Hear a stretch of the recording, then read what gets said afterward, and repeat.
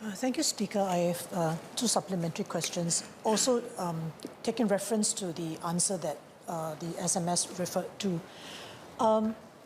In the earlier response to the Leader of the Opposition's question in August, I think the HDB has explained that it needs to manage supply and demand. I think that was the gist of it, and it wanted to also disincentivize applicants who behave irresponsibly by not taking up the bookings that they were offered. I'd like to ask whether HDB has actually considered the effect of this policy on the applicants themselves. And if I may explain, the scenario we're talking about is where the applicant has applied in a BTO exercise, received a queue number that is beyond the supply of the first project. Then they are permitted to apply for a second project because they were exceeding the supply of the first. And they were fortunate in the second application to receive a queue number within the supply given. And this expectation of them being able to select a flat in the second project is left undisturbed for months until HDB comes back to them to inform them that the first project actually is undersubscribed and now they have to stick to the first project. Otherwise, they would risk being counted as a non-selection and so on. So I'd like to ask SMS whether he actually recognizes that this has resulted in frustration and great disappointment in these applicants because a legitimate expectation was given based on this second letter of offer, and only months later to be sort of pulled from under the applicant's feet because the first project has turned out to be undersubscribed. So does he recognize that there's frustration and disappointment? Secondly, I understood from the earlier response to the LO that actually the number of applicants in this situation is very small. It's only 2% of the total applicants. 116 people since October, that was what was mentioned. So I'm just wondering whether, since the number is small, could HDB give some special consideration to these people and perhaps let them choose which project they want, maybe on the same day, to recognize the fact that it is not their fault and they have been given these two letters of offer by HDB. So I thank Ms. Lim for the two supplementary questions, which are in a way related. Maybe first allow me to set the context of the reply to Mr. Pritam Singh's parliamentary question earlier. The context of why we impose some of these requirements is that in the past years, about 40% of our build-to-order applicants, about 40% of them who were invited to book a flat did not do so. And there are many reasons why applicants who were invited to book a flat did not choose to do so. But the effect of it will be that it will crowd out those who are still waiting in the queue to get a flat. And because of this, we decided to impose certain requirements so that they can allow those who are really genuine needs to able to get their flats quickly. And as part of that, we have tightened the rules for non-selection of flats. Since October last year, applicants in BTO and sales of balance flat exercises who received a queue number within 100% of the flat supply at an earlier exercise are not eligible to apply for a flat in subsequent sales exercises. So that's to be fair to those who are not yet able to get a chance to book their flats.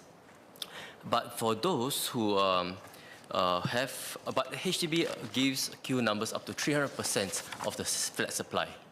So be a flat supply, the queue number, we give it access to 300% of flat supply, so that gives people a chance to able to choose a flat even though the queue number may be slightly more than the 100% of the flat supply. And those applicants who receive a larger queue number and have a lower chances of securing a flat may be anxious to apply in another sales exercise as soon as possible. And that's very understandable. So you get a flat number, that a queue number that's in excess of 100% of flat supply, you're anxious to get in a flat. So we allow those applicants who receive a queue number outside 100% of the flat supply to proceed to apply in a second sales exercise, even before their first flat booking appointment. So what Ms. Lim described earlier were applicants who got a queue number in excess of 100% of the flat supply in the first exercise. We allowed them to book for the second flat exercise and their queue number within the flat supply allocation. And that's why they're in a situation where they could be invited to apply for a first flat, but they will want to get a second flat as well. Because they may be getting a queue number that's very favorable to them within 100% of the second exercise. So these are the group of people, and of that, as Ms. Lim pointed out, is about 116 applicants, about 2% of the total applicants. And that's the first point of clarification to set in context why we have this group of people. The second clarification I'll make is that Ms. Lim talked about expectations, that they can choose both flats. Actually, when they apply for the flats in the first exercise, we do set the expectations with them as part of the application that if they were invited to choose a flat within the first exercise, they would have to give up the queue number in the second exercise. Those expectations were set up front. But we understand that some of the applicants in the first flat exercises may have very limited choices to choose from. Right, for example, limited number of flats, very small number of remaining flats available.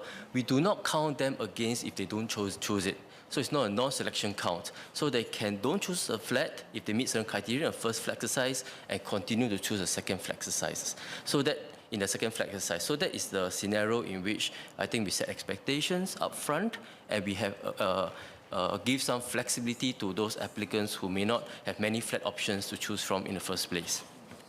And on the third related point to Ms. Lim's questions, whether is it understand the frustration, and I empathize and acknowledge, and I come across like Ms. Lim, many residents who come to see me who say that, is it fair? I have got a chance to choose a second flat, and I prefer that location, but can I give up my first one and choose the second one?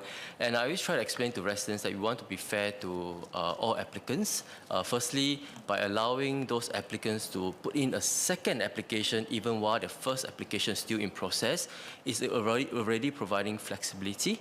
And if you allow them to choose between first one or second one, it might be unfair to those who may be waiting in a queue and maybe crowding out others who may be waiting for flats. And that is really the rationale.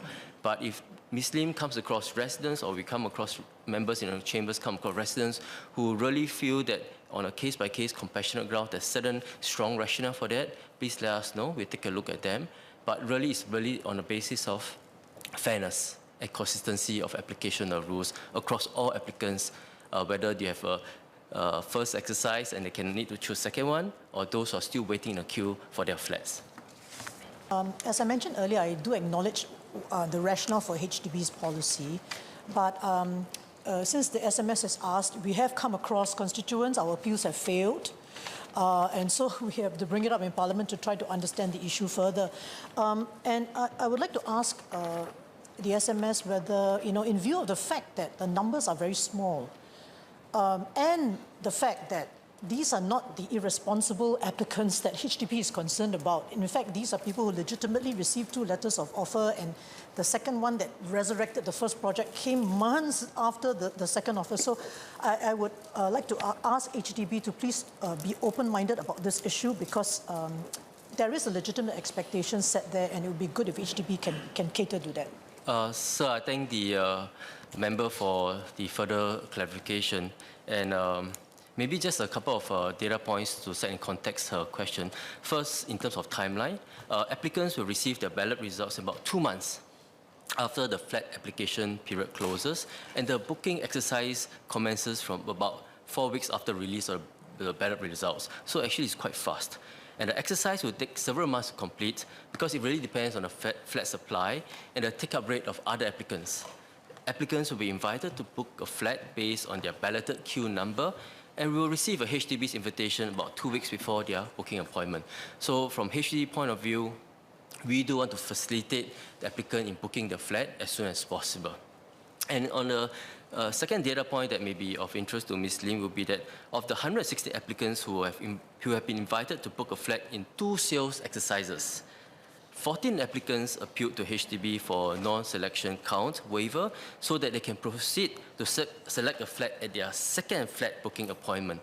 HDB took a look at the cases, and we tried to understand where they are coming from, and we tried to provide flexibility. And HDB acceded to 5 of these appeals. So as they were at the tail end of their selection process and had limited flats to choose from. And as I've explained earlier in my reply, we exempt such applicants from incurring a non-selection count. The remaining 9 applicants who appealed were rejected. Of these, 8 of them proceeded to book a flat at the first flat booking appointment, and only 1 eventually incurred a non-selection count.